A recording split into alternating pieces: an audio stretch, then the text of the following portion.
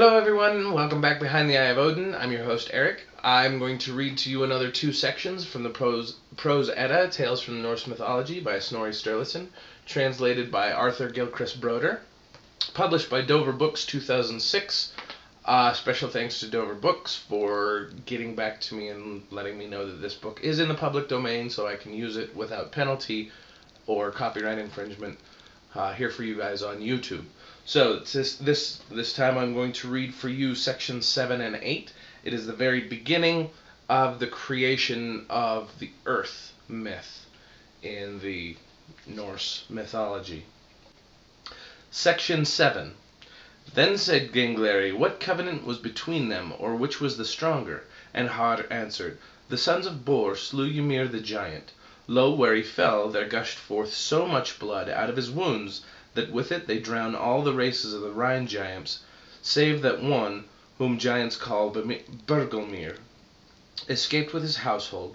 He went upon his ship, and his wife with him, and they were safe there. And from them are come the races of the Rhine giants, as it is said here.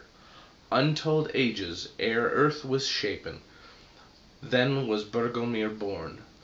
That first I recall how the famous wise giant on the deck of his ship was laid down. Section 8. Then said Gengleri, what was done then by Bor's sons, if thou believe that they be gods? Har replied, in this matter there is no little to be said. They took Ymir and bore him into the middle of the yawning void, and made of him the earth. Of his blood the sea and the waters, and the land was made of his flesh, and the crags of his bones. Gravel and stones they fashioned from his teeth and his grinders, and from those bones that were broken. And Jafnahar said, of the blood which ran and welled forth freely out of his wounds, they made the sea, when they had formed and made firm the earth together, and laid the sea in a ring round about her. And it may well seem a hard thing to most men to cross over it. Then said Thridi, they took his skull also, and made from it the heaven, and set it up over the earth with 4 corners, and under each corner they set a dwarf. The names of these are East, West, North, and South. Then they took the glowing embers and sparks that burst forth and had been cast out of Muspelheim, and set them in the midst of the yawning void, in the heaven, both above and below, to illuminate the heaven and earth. They assigned places to all fires. To some in heaven, some wandered free under the heavens. Nevertheless, to these they also gave a place, and shaped them courses. It is said in old songs that from these days were reckoned, and the tale of years told, as it is said in Voluspa. The sun knew not where she had housing, the moon knew not what might he had, the stars knew not where stood their places. Thus was it ere the earth was fashioned. Then said Gengleri, these are great tidings which I now hear. That is a wondrous great piece of craftsmanship, and cunningly made. How was the earth contrived?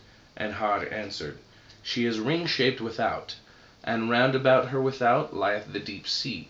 And along the strand of that sea they gave lands to the races of giants for habitation. But on the inner earth they made a citadel round about the world against the hostility of the giants. And for their citadel they raised up the brows of Ymir the giant, and called that place Midgard. They took also his brain, and cast it in the air, and made from it the clouds, as is here said. Of Ymir's flesh the earth was fashioned, and of his sweat the sea, crags of his bones, trees of his hair, and of his skull the sky. Then of his brows the blithe gods made Midgard for sons of men. And of his brain the bitter-mooded clouds were all created. So that's sections 7 and 8 of the Beguiling of Gylfi from the Prose Edda, Tales from the Norse Mythology, Snorri Sturluson. If you have any questions, comments, or concerns, feel free to post those in the comments section below. This video is in the public domain, which is why it contains no music. But thank you all for watching. I hope you enjoyed this. I look forward to doing more of these. Thanks again for watching, and of course, until next time, Odin be with you.